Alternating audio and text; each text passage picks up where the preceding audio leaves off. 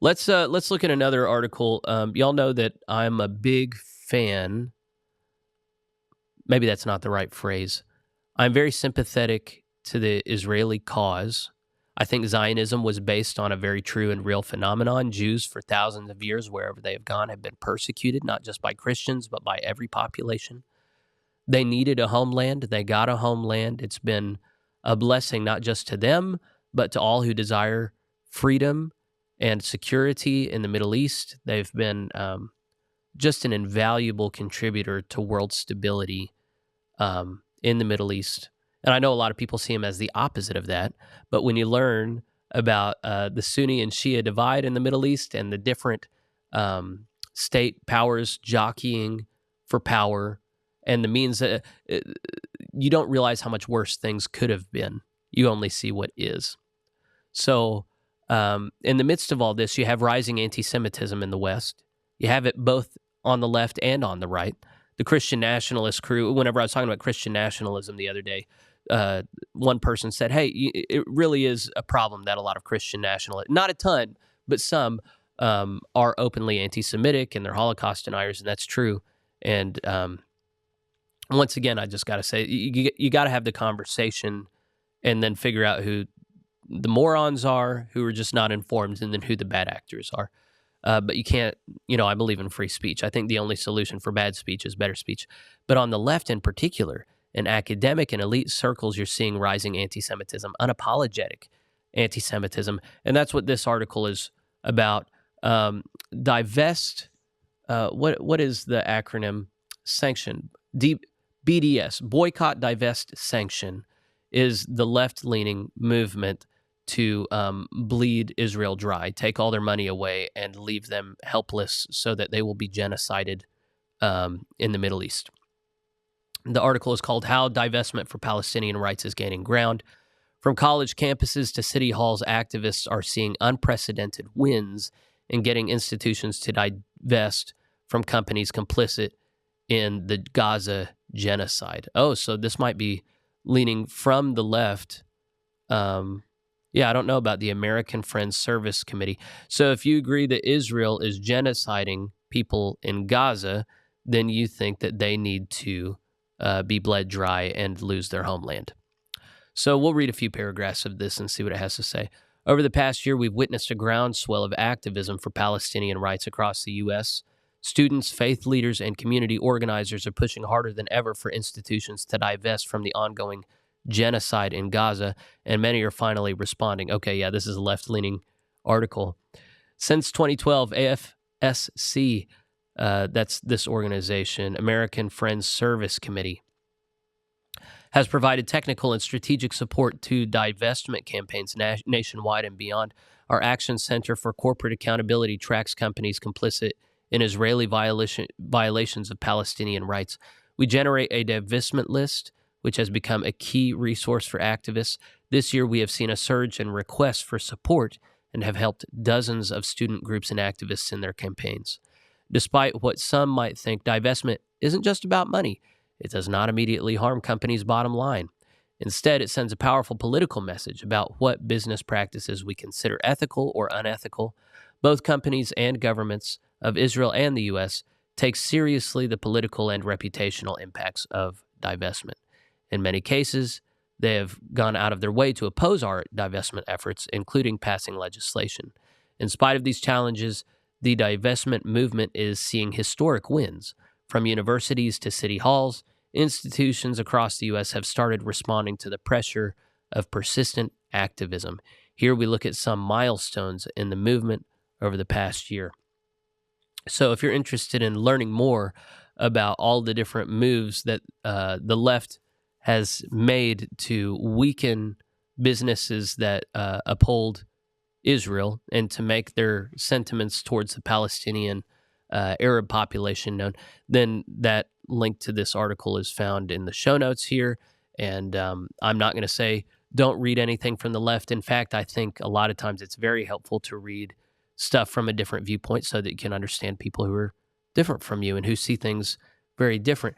So one of the problems here is that the word genocide just like the word racism. A lot of these words that once had power have been spread out to mean very different things from what they originally meant. So genocide originally meant trying to erase a people group from the world by death and killing. The Holocaust, shooting and gassing millions upon millions of people. That once upon a time was the notion of genocide. It got spread out to mean different treatment of any population that's negative. So any notion that the whole population of Gaza should suffer for a terrorist group that is deeply embedded there is repugnant to people. And so I think most people have this notion that there should be surgical attack on Hezbollah and that Palestinians shouldn't suffer at all, Palestinian Arabs. And I think that just betrays a deep naivety about what's possible in warfare and how it is that terrorist organizations work that are embedded in civilian populations. So I can't help but notice, this is a conversation that's been going on for decades, but especially since last year, there are a lot of people that are in favor of Israel saying, okay, what should they have done when Hezbollah and many Palestinian citizens came across the border and killed and raped and kidnapped thousands of people? And there is no answer to that. The answer is always just not this.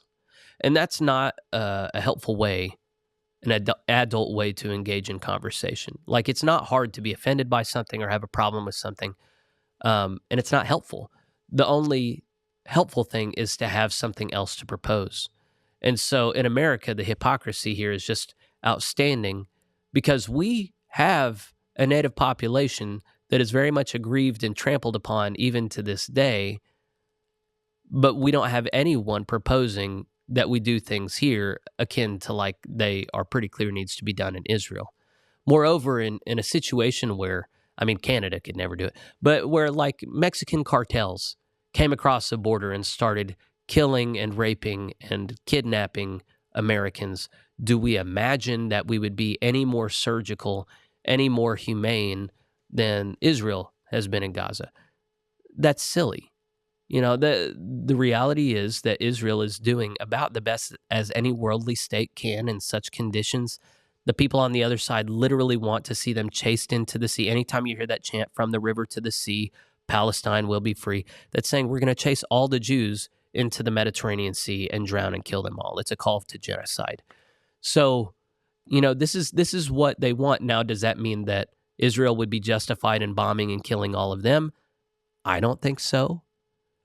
But they are justified, at least in defending themselves and trying to, when you're talking about world geopolitics, remember, these people are not Christians, okay? Christians can be held to a certain standard. This is the thing that the modern left doesn't understand, is in modern-day nation-states, a nation-state is not a Christian entity.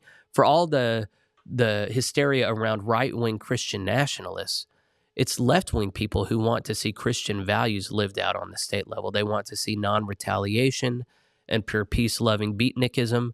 They want to see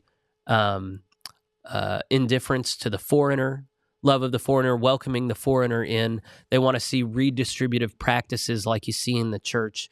They want to conflate the church and state, and not just here in America, but abroad. Here's my values as a Christian. Here's how I think this Jewish state across the world should live, even though they're not Christians. It makes no sense.